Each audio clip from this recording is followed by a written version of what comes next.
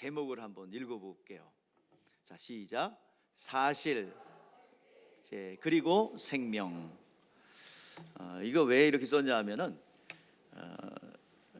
예수님께서 이루어 놓으신 것은 역사적 사실이에요. 예수님께서 이 땅에 사람으로 내려오시고 우리의 죄를 대속하기 위해서 십자가에 못 박혀 죽으시고 그리고 부활하시고 하늘 보좌에 올라가신 이야기, 이것은 황제 아우구스도가 역사책에 기록함으로써 이것은 단순하게 그 신화가 아니라 역사적 사실이라는 사실을 기록하기 위해서 황제 아우구스도가 인류 최초로 호족령을 이제 호족을 하도록 했어요. 그런데 그것이 우리에게 리얼리티, 생명이 되거나 실제적인 생명이 되고 능력이 되려면 그냥 가만히 역사적 사실 그대로가 우리에게 생명이 되지 못합니다. 예수님의 십자가와 부활이 생명이 되고 능력이 되기를 주의 이름으로 축복합니다. 예수님이 12제자를 훈련시키고 나서 둘씩 짝을 지어서 파송하면서 회개하라, 천국이 가까이 왔다 하고 전하라고 그랬어요.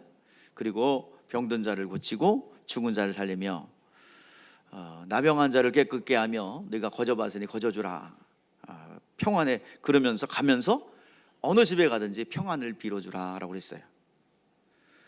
그 평안의 복을 빌어줄 때 그 집이 평안의 복음을 받을 만하면 그 평안이 그 집에 머물 것이고, 만약에 받지 못할 자격이 없어서 받지 못하면 그 빈 평안은 너에게 다시 돌아오게 될 것이다 라고 말씀하고 있습니다. 자, 그런데 하나님께서 아브라함을 부르시고 약속하신 것이 있어요.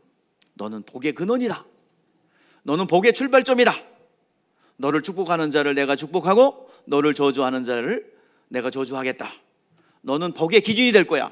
너와 관계가 좋은 사람은 하나님께서 복을 줄 거고 너를 저주하는 자는 하나님이 저주할 거야. 너는 복의 기준이야 라고 아브라함에게 약속했습니다. 그래서 이 말은 아브라함의 믿음만 갖고 있다면 어떤 사람이든지 아브라함의 축복을 받을 수 있다라고 하는 거예요. 아브라함의 복이 이방인, 우리들에게, 유대인이 아닌 이방인에게 미치게 하게 하려 함이라. 여러분, 아브라함의 믿음만 있다면 여러분 그 약속된 아브라함이 받았던 모든 축복을 여러분 받을 수가 있습니다. 부활하신 예수님께서 두려워서 떨고 있는 제자들을 찾아가셨어요. 문을 걸어 잠그고 예전에 내가 죽는 데까지 예수님 따라가겠다고, 우리를 끝까지 지키겠다고 했던 호기는 어디 갔는지 문을 걸어 잠그고 떨고 있습니다. 우리 잡혀가면 어떡하지? 저 극악무 또한 십자가 형벌 받으면 어떡하지? 떨고 있는 그 제자들에게 갑자기 찾아가셨어요. 너희에게 평강이 있을지어다 선포하셨어요. 그리고 성령을 받으라 라고 말씀하셨습니다. 평강이 있는 사람에게 성령을 받으라고 그랬어요. 자, 그러면 성경은 곳곳마다 복을 주겠다, 평안하라, 두려워 말라, 놀라지 말라, 왜 자꾸 강조할까요? 왜 하나님께서는 복을 준다고 그러고 평안을 준다고 그럴까요? 이유는 딱 하나입니다. 잃어버렸어요. 뭐를요? 하나님의 복을 잃어버렸고 하나님의 평강을 잃어버렸어요. 이러한 잃어버린 것들을 회복시켜주고자 이 땅에 오실 분이 누구냐면 여자의 후손으로 오신대요. 타락한 인류에게 하나님이 약속해 주신 거예요. 여자의 후손으로 와갖고 죄의 원인이 되고 또 가난의 원인이 되어 배후에서 조종하는 어둠의 권세의 그 머리를 상하게 한대요. 여자의 후손과 뱀의 후손이 서로 원수가 되고요, 그 원수가 되게 한 뱀의 후손은, 마귀는 여자의 후손인 예수의 발꿈치를 상하게 할 거지만 여자의 후손으로 오신 예수는 뱀의 머리를 상하게 한대요. 머리는 권세를 얘기합니다. 마귀의 권세를 짓누르겠다. 또 두려움과 더불어서 같이 온 것이 부끄러움이야. 그래가지고 아이고 너무 창피하네. 무화과 나무 치마를 해봤는데 금방 또 해져요. 그래가지고 하나님께서 반영구적인 가죽옷을 입혀주십니다. 자, 가죽옷을 입으려면 뭐가 죽어야 되죠? 최초로 피가 등장합니다. 인간의 부끄러움을 가리기 위해서 동물이 죽어요. 그걸 가죽옷을 입혀서 가려줍니다. 이건 뭐에 대한 약속이에요? 여자의 후손이 와서 뱀의 머리를 상하게 할 뿐은 너희들의 부끄러움을 가려줄 뿐이다. 대속의 원리가 나오는 거예요. 짐승이 죽고, 그리고 짐승이 죽어서 인간의 부끄러움을 가리는. 그러면 에덴 동산에서 쫓겨날 때, 에덴 동산에서 원래 만나야 돼요, 하나님을. 근데 에덴 동산에서 쫓겨나면서 약속을 갖고 쫓겨납니다. 그때부터 우리들은 길 떠나는 나그네예요. 누굴 만나기 위해서? 여자의 후손과 우리의 죄를 대속해 줄 분을 만나기 위한 여정이 시작된 거예요. 자, 이제 에스더서는요, 그 이스라엘 백성들이 포로로 잡혀갔을 때 70년의 여정 가운데 한 부분을 기록하고 있는 거예요. 근데 그 이스라엘 백성들이요, 그 70년 포로로 있으면서 민족적 위기가 와요.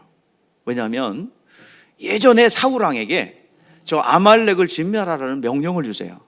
근데 아말렉을 진멸하라고 그랬는데 좋은 물건과 아각 왕을 살려놔요. 그래가지고 나중에 죽이긴 했지만 그 아각의 씨앗이 거기서 빠져나갑니다. 아각의 후손인 하만이라는 사람이 나와요. 그 하만이라는 사람이 그 페르시아의 2인자가 됩니다. 그런데 유대인이라는데요, 저들은 여호와라는 신을 섬기기 때문에 절대로 누구에게도 절하지 않습니다. 그래? 너무 화나네. 그래가지고 조서를 쓰는데 왕의 이름으로 조서를 씁니다. 12월 13일 모든 페르시아 전역에 있는 유대인들은 다 죽여라. 이제 그 왕의 반지가, 왕의 인장 반지가 하만에게 넘어가는 순간에 유대인들에게 뭐가 온 거예요? 사망의 법이 들어온 거예요. 모르드게가 이 사실을 왕비가 된 에스더에게 전합니다. 에스더가 모르드게에게 얘기합니다. 내가 3일 동안 우리 3일 동안 금식하고 왕 앞에 나가겠다. 죽으면 죽으리라는 마음으로 3일 금식하고 나가리라. 그리고 3일 금식하는데 3일 때 되는 날 왕의 뜰에 이렇게 왕후의 복을 입고, 왕후복이 되게 화려하겠죠. 왕후복을 입고 왕의 뜰을 거닐고 있습니다. 그걸 누가 봤어요? 그걸 누가 봐요? 그렇게 예쁜 모습을 아하스가 봅니다. 그래가지고 눈이 횟가닥 뒤집혔어요. 그래가지고 저게 누구? 뭐더니 에스더 왕비야. 야, 너무 예쁜데 이리 오시오. 너무 예쁘니까 왕의 허풍이 항상 있어요, 성경에. 내 소원을 말해봐라. 내가 나라의 절반이라고 너희한테 주겠다. 자, 왕이시여, 나의 소청은 왕 당신과 그리고 제2인자인 하만을 잔치에 초대하는 겁니다. 이제 그리고 나서 왕비가 배설한 잔치 자리에 참여합니다. 자, 그때 드디어 왕이 그 잔치가 무르익을 때 이제 계속 왕이 안 달랐어요. 내가 소청이 뭐냐? 내가 나라의 절반을 줄게. 그때 이제 또 물어봐. 세 번째. 예, 전에 소청은 만일 왕의 목전에서 은혜를 입었다면 왕의 좋게 여기시면 내 소청대로 내 생명을 내게 주시고 내 요구대로 내 민족을 내게 주소서. 내 민족이 죽음과 도륙의 질명함을 당하게 되었습니다. 종으로 팔려가도 내가 이렇게 나지 않을 거예요. 근데 다 도륙하고 진멸하랍니다. 왕이 진노하면서 화를 내면서 누가 그런 짓을 했느냐? 이 하만입니다. 그때 결정타예요. 이 하만입니다. 시위대가 와서 하만의 얼굴을 보자기로 쏴버렸어요. 그리고 처형당한 거예요. 그래가지고 어제 세워놨던 25m 떡볶이 꼬치에다가 하만이 꽂혀요. 이제 왕이 에스더와 모르드게의 관계를 함께 아뢰고 왕이 하만에게 거둔 반지를 빼어서 모르드게에게 줍니다. 그래서 새로운 살 길을 열어줘요. 자, 이게 이제 뭐냐면은 너희들 죽이려는 자들은 너들 스스로 그들을 먼저 쳐서 스스로 생명을 보존하라. 왕의 초소 한 번 내려진 12월 13일 다 죽여라, 그 말은 변개가 안 돼요. 그러나 새로운 살 길을 열어주신 거예요. 이제 율법에 정죄하는 법이, 복음은 뭐야? 생명의 법이에요. 하나님이 사랑하는 독생자를 통해서 주신 생명의 법, 진리의 법이 왔어요. 오늘 여러분들, 이미 에덴 동산에서 사명의 법이 율법을 통해서 공포되었습니다. 누구에게요? 전 인류에게. 그러나 이 율법은 한 번 떨어졌기 때문에 먹으면 죽으리라는 말씀이 변개될 수 없어요. 죽어야 합니다. 그러나 생명의 성령의 법은 뭐냐면, 우리를 위하여 여자의 후손으로 오셔서 죄의 원흉이 되는 마귀의 머리를, 권세를 상하게 하고, 그분이 우리를 가죽옷을 입혀주듯이 우리의 죄를 대속해 줄 것에 대한 생명의 법이 들어온 거예요. 이 소식은 전달이 돼야 됩니다. 이것은 급박하게 전달돼야 됩니다. 오늘 여러분들, 생명의 성령의 법이 우리 가운데 들어왔습니다. 이 생명의 성령의 법은 다른 게 아니래요. 다른 게 아닙니다. 믿음이에요. 믿음을 갖지 못하게 하고 믿음을 빼앗아 가려는 어둠의 영적 실체들이 이 땅에 많이 있습니다. 이제 스스로 생명을 가지고, 생명의 법, 믿음의 법을 가지고 싸워야 합니다. 믿음을 갖지 못하게 하는 자, 믿음이 진보하지 못하게 하는 영적 존재들, 싸워야 합니다. 믿지 않는 게 죄예요.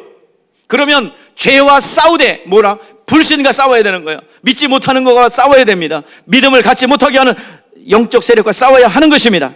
오늘 본문 말씀 44절에 보니까 예수께서 모세의 글과 선지자의 글과 시편의 글에 나에 대한 기록임을 말씀하시고 마음을 열어 성경을 깨닫게 하셨다라고 말씀하고 있습니다. 이것이 복음의 내용입니다. 복음의 내용은 십자가와 부활이에요. 여러분들, 다시 한번 여러분들의 신앙을 재점검하며 십자가 앞에 나를 세우시기를 주의 이름으로 축복합니다. 십자가 앞에 서면 인간의 본성이 적나라하게 드러납니다. 십자가의 복음 앞에 서면 숨겨놓았던 나를 포장하고, 그리고 어떤 사회적 위치와 나의 이러한 모습 때문에 나를 포장했던 고매한 인품들이, 본성이 드러나. 인간의 본성에는 뭐가 있어요? 분노, 두려움, 거절감, 원망, 시기, 질투, 이것들이 다 드러납니다. 여러분, 예수 믿으면 처음에는 하늘을 얻는 것 같지만 그때부터는 본성이 드러나요. 속 안에 있는 숨어진 것들이 다 드러나요. 그래서 사도 바울은 신앙이 깊어지면서 괴로워하지요. 그렇게 고백합니다. 오호라, 나는 공고한 사람이로다. 이 사망의 몸에서 누가 나를 건져내랴. 고통스러운 거예요. 괴로운 거예요. 그러나 그리스도 예수 안에 있는 생명의 성령의 법이 죄와 사망의 법에서 나를 해방하였습니다. 예수님께서 십자가에 못 박혀 죽으시고 부활하셨어요. 그리고 이것을 우리 인류에게 주셨습니다. 이건 역사적 사실이죠. 자, 이 자체가 우리를 구원하지 못합니다. 이것이 나에게 생명이 되고 능력이 되고 실제가 되기 위해서는 내 의지가 작용해야 됩니다. 믿기로 결정해야 돼요. 그리고 성령이 내 안에 역사해야 합니다. 예수의 이름을 가지고 내 안에 들어오셔야 합니다. 성령이 임하시면 끝나는 거예요. 성경에 보니까 그렇게 말씀하고 있어요. 구하라. 구하는 자가 구하는 자에게 주실 것이요. 그리고 찾으라. 찾는 자가 찾게 될 것이요. 두드리라. 두드리는 자에게 열릴 것이다. 그랬습니다. 자, 인간에게 가장 좋은 것 주시기를 원하신대요. 근데 가장 좋은 것이 뭔데요? 누가복음에서 똑같은 말이 나오는데, 자, 그 누가복음 11장 13절 말씀에 보면은 너희가 악할지라도 좋은 것을 자식에게 줄 줄 알거든 하물며 너희 하늘 아버지께서 구하는 자에게 성령을 주시지 않겠느냐. 하나님 볼 때 우리에게 가장 좋은 건 뭐예요? 성령이에요. 이게 성령을 받는다는 게 우리에게 가장 좋은 것이고, 여기가 물고기 한 마리 주는 게 아니라 물고기를 잡을 수 있는 그물을 주는 거예요. 그러니까 성령은 전도자의 감화 감동을 통해서 믿기로 결정한 거예요. 그 다음에는 성령의 내주가 있어야 합니다. 성령을 받아들여야 됩니다. 성령은 환영하고 초청하는 자에게 열리게 됩니다. 성령으로 행해야 합니다. 성령으로 분명하게 에베소서에서도 술 취하지 말라 이는 방탕한 것이니 오직 성령의 충만함을 받아 세월을 아끼라 말씀하고 있습니다. 여러분들, 이 시간은 우리가 움직이는 모든 동선들은 하늘문이 열렸고 이미 휘장이 갈라졌기 때문에 우리의 모든 영적 생활은 하늘로 연결되고 직결됩니다. 이것이 내 영혼에 직결되지 않으면 이거 낭비하는 거예요. 오늘 여러분 성령 받아야 이 일이 가능합니다. 기본적으로 성령을 받아야 합니다. 성령 받으면 종자가 바뀌는 거예요. 여러분들 그렇게 되기를 주의 이름으로 축복합니다.